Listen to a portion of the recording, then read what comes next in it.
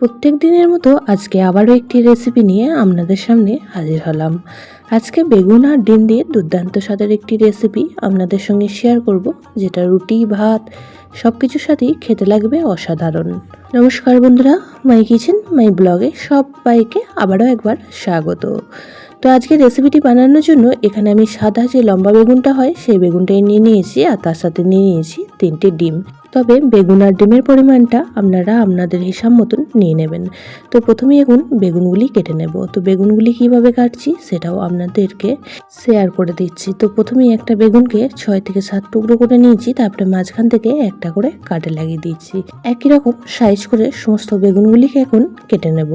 আর এইভাবে যদি বেগুনগুলি কেটে নিয়ে রেসিপিটি তৈরি করা হয়, খুব সুন্দর দেখতেও লাগে আর খেতেও হয় রেসিপিটি দুর্দান্ত। তো সমস্ত বেগুনগুলি কাটার পর খুব ভালো করে ধুয়ে নিয়ে জলটা ঝরিয়ে নিয়েছি। এখন গ্যাসের মধ্যে একটা কড়া বসিয়ে দিয়ে দিলাম 2 চামচ পরিমাণ সাদা তেল। তবে আজকের রেসিপিটি আপনারা সর্ষের তেলেও তৈরি করে নিতে পারেন। এখন একটা বাটির মধ্যে 3টে ডিমকে ফাটিয়ে নিয়ে নেব, আর ডিমের মধ্যে দিয়ে দেব খুব সামান্য পরিমাণ একটু হলুদ গুঁড়ো, আর তার সাথে দিয়ে দেব হাফ চামচ পরিমাণ লবণ দিয়ে ডিমটাকে খুব ভালো করে ফেটিয়ে নেব। খুব সহজ সাধারণ একটি রেসিপি, গরম গরম ভাত ডালের সাথে হোক বা রাতের ডিনারের রুটির সাথে যদি এইভাবে বানিয়ে নেওয়া হয়, খেতে কিন্তু খুবই ভালো লাগে। তো অবশ্যই করে একবার এইভাবে বানিয়ে খেয়ে দেখবেন, আশা করছি সকলের খুবই ভালো লাগবে। তো ডিমটা খুব ভালো করে ফেটানো হয়ে গেলে এখন ডিমটাকে ভুজিয়া বানিয়ে নেব। বেগুন বা ডিম দিয়ে আমরা অনেকে অনেক রকমই রেসিপি খেয়েছি, তবে আজকের রেসিপিটি হয় একদমই ভিন্ন স্বাদের। তো ডিমটা দেখুন 1 পিঠ হয়ে গেলে যে পাতলা মতন অংশটা আবারও করার এক সাইডে এইভাবে করে একটু ছড়িয়ে দেব, তাতে করে ভুজিয়াটা খুব সুন্দরভাবে তৈরি হবে।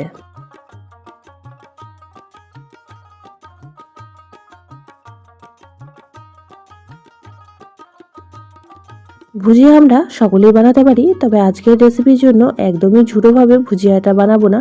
ঠিক এইভাবে খুন্তি করে একটু একটু করে কেটে দিয়ে ভুজিয়াটা বানিয়ে নেব। তো দেখুন ভুজিয়াটা একদমই রেডি হয়ে গেছে, এখন একটা পাত্রে তুলে রাখবো। তবে আপনারা যদি একদমই ঝুড়ো ভুজিয়াটা পছন্দ করেন, সেক্ষেত্রে ঝুড়ো করে বানিয়ে নিতে পারেন। তো সমস্ত ভুজিয়াটা তুলে নেওয়ার পর কড়াতে আবারও তেল অ্যাড করে দিয়েছি 2 চামচ পরিমাণ। তারপর এখন কেটে রাখা বেগুনগুলিকে ভেজে নিচ্ছি। তো বেগুনের মধ্যেও এখন দিয়ে দিচ্ছি খুব সামান্য পরিমাণে একটু হলুদ গুঁড়ো আর হাফ চামচ পরিমাণ লবণ দিয়ে বেগুনগুলিকে বেশ ভালো করে ভেজে নিতে হবে। আপনারা চাইলে বেগুনটাকে আগেও লবণ হলুদ মেখে ভেজে নিতে পারেন, আমি ডাইরেক্ট কড়াইয়ের মধ্যে দিয়েই ভেজে নিচ্ছি। বেগুন ভাজতে একদমই বেশি সময় লাগে না, খুব কম সময়ের মধ্যেই বেগুন ভাজা হয়ে যায়। আর আজকের রেসিপির জন্য বেগুনগুলি কিন্তু একদমই নরম করে ভাজলে চলবে না। তো লবণ হলুদটা দিয়ে খুব ভালো করে নাড়াচাড়া করে এখন ঢাকা চাপা দিয়ে রান্নাটি করে নেব 1 থেকে 1.5 মিনিট সময় নিয়ে। তো 1.5 মিনিট পর ঢাকাটা খুলে নিয়েছি, আর দেখেই বুঝতে পারছেন বেগুনগুলি একদমই ভাজা ভাজা হয়ে গিয়েছে। তো আর একটু টাইম গ্যাসের ফ্লেম হাই করে ভেজে নেব, তাতে করে বেগুনের গায়ে কালারটা খুব সুন্দরভাবে চলে আসবে। বেগুনগুলি একদমই ভাজা হয়ে গেছে, আর দেখেই বুঝতে পারছেন বেগুন কিন্তু ভেঙে যায়নি বা একদমই নরম হয়ে যায়নি।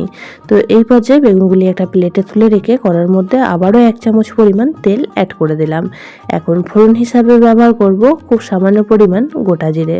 তো ফোড়নের কালার চেঞ্জ হয়ে গেলে এখানে আমি অ্যাড করে দেব বেশ কিছুটা রসুন আর কাঁচা লঙ্কা কুচি।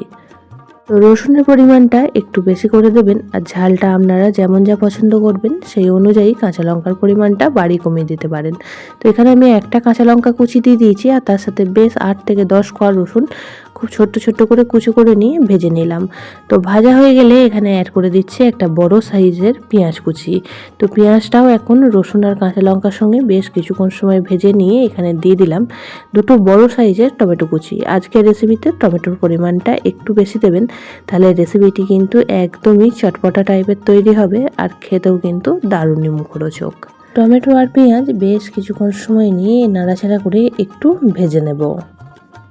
পুরনো বন্ধুরা সবসময় আমার পাশে থেকে আমাকে এতটা সাপোর্ট করার জন্য অনেক অনেক ভালোবাসা। নতুন বন্ধুরা যারা চ্যানেলে ভিজিট করছেন, চ্যানেলটি এখনও পর্যন্ত সাবস্ক্রাইব করেননি, তাদের কাছে অনুরোধ রইল চ্যানেলটি সাবস্ক্রাইব করে পাশের বেল আইকনটি অল করে দেবেন, তাহলে আমি যখনই কোনো ভিডিও দেব নোটিফিকেশন সবার আগে আপনাদের কাছে পৌঁছে যাবে। তো পেঁয়াজ টমেটো এখানে হালকা একটু নরম হয়ে আসলে এখানে অ্যাড করে দিলাম হাফ চামচ আদা পেস্ট।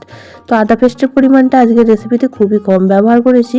তো আদা পেস্টটা দিয়েও এখন পেঁয়াজ আর টমেটোর সাথে খুব ভালো করে কষিয়ে নেব, তাতে করে আদার কাঁচা গন্ধটা চলে যাবে। তো এই পর্যায়ে এখন অ্যাড করে দিচ্ছি এখানে হাফ কাপ পরিমাণ জল। যেহেতু গুঁড়ো মশলাগুলি আমি এখন অ্যাড করব, তো গুঁড়ো মশলার মধ্যে এখানে ব্যবহার করেছি 1 চামচ হলুদ গুঁড়ো, 1 চামচ লঙ্কা গুঁড়ো আর 1 চামচ ধনিয়া গুঁড়ো। দেব স্বাদ অনুযায়ী লবণ। তবে বেগুনটা ভাজার সময় লবণ দিয়ে ভেজেছিলাম, ডিমটাও কিন্তু লবণ দিয়ে ভেজেছিলাম, তাই সেই বুঝে শুনে এখানে লবণের পরিমাণটা দিয়ে দেবেন। তো এখন সমস্ত মশলা খুব সুন্দর করে কষিয়ে নেব। একদমই ঘরোয়া সাধারণ একটি রেসিপি আপনাদের সাথে শেয়ার করছি, তবে রেসিপিটি খেতে কিন্তু দুর্দান্ত স্বাদের হয়। সামান্য কিছু ঘরোয়া মশলা দিয়েই তৈরি হয়ে যায় আজকের রেসিপিটি, যেটা বাচ্চা থেকে বড় সকলেই খুবই পছন্দ করবে। একবার বানালে সবাই কিন্তু বারবার বানানোর অনুরোধ করবে। মশলা এই পর্যায়ে খুব সুন্দর করে কষানো হয়ে গেছে। এখন ভেজে রাখা বেগুনগুলি এর মধ্যে অ্যাড করে দেব। যেহেতু বেগুনগুলি ভাজা আছে আর ডিম ভুজিয়াও রেডি আছে, তাই রেসিপিটি করতে কিন্তু একদমই সময় লাগে না, ঝটপট রেডি হয়ে যায় আজকের রেসিপিটি। তো সমস্ত বেগুনগুলি দেওয়ার পর এখন মশলার সাথে খুব ভালো করে নাড়াচাড়া করে মিশিয়ে নেব। আর মেশানো হয়ে গেলে ঢাকা চাপা দিয়ে রান্নাটি করে নেব 1 থেকে 1.5 মিনিট সময় নিয়ে, তাতে করে মশলাটা বেগুনের ভেতরে খুব সুন্দরভাবে ঢুকে যাবে। আজকের রেসিপিতে বেগুনগুলি কিন্তু একদমই ভেঙে গেলে চলবে না, এইভাবে গোটা গোটাই থাকবে। তো আলতো হাতে বেশ ভালো করে মশলার সাথে নাড়াচাড়া করে মিশিয়ে নিতে হবে। তো এখন ঢাকা চাপা দিয়ে রান্নাটি করে নেব 1 মিনিট থেকে 1.5 মিনিট সময় নিয়ে। তো 1 মিনিট পর ঢাকাটা খুলে নিয়েছি, আর দেখেই বোঝা যাচ্ছে সাইড থেকে তেল ছেড়ে আসছে আর খুব সুন্দরভাবে মশলার সাথে বেগুনটা মিশে গিয়েছে। তো এখন আবারও উপর নিচ খুব ভালো করে নাড়াচাড়া করে একবার মিশিয়ে নেব। আর দেখেই বোঝা যাচ্ছে বেগুনগুলি কিন্তু আজকের রেসিপিতে এইরকমই গোটা গোটাই থাকবে, তাহলে কিন্তু খেতে খুবই ভালো লাগবে। তো এই পর্যায়ে এখন ভেজে রাখা ডিমটা অ্যাড করে দিচ্ছি।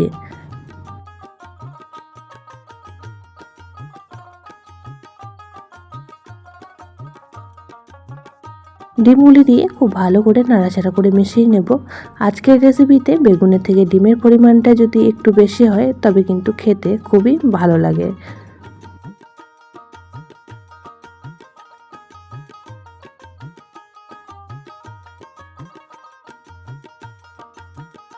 ডিম ভুজিয়া বেগুনের সাথে খুব ভালো করে মিশে গিয়েছে, আর রেসিপিটি কিন্তু আমাদের প্রায় রেডি হয়ে এসেছে। দেখতে কতটা সুন্দর হয়েছে, খেতেও কিন্তু দারুণই সুস্বাদু হয়।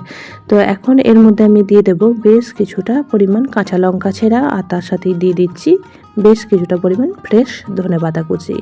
তো কাঁচা লঙ্কা আর ধনেপাতা কুচিটা দিয়েও এখন খুব ভালো করে মিশিয়ে নিলেই একদমই পরিবেশনের জন্য রেডি আমাদের আজকের রেসিপি। তবে আপনাদের হাতের কাছে ধনেপাতা না থাকলে ধনেপাতাটা বাদ দিয়ে দিতে পারেন, তাতে করেও রেসিপিটি খেতে লাগবে অসাধারণ। এখন গ্যাসের ফ্লেমটা অফ করে দেব আর একটা প্লেটের মধ্যে সার্ভ করে দেব। তো আজকের রেসিপিটি আমি গরম গরম ভাত ডালের সাথে পরিবেশন করেছিলাম, খেতে কিন্তু খুবই ভালো লেগেছিল। আপনাদের কেমন লাগলো অবশ্যই কমেন্ট বক্সে জানাবেন। বেশি ভালো লেগে থাকলে একটা শেয়ার করে দেওয়ার অনুরোধ রইল। সবাই খুব ভালো থাকবেন, সুস্থ থাকবেন। আবারও দেখা হচ্ছে অন্য কোনো ব্লগ বা রেসিপির সাথে। ততক্ষণের জন্য সবাইকে টাটা।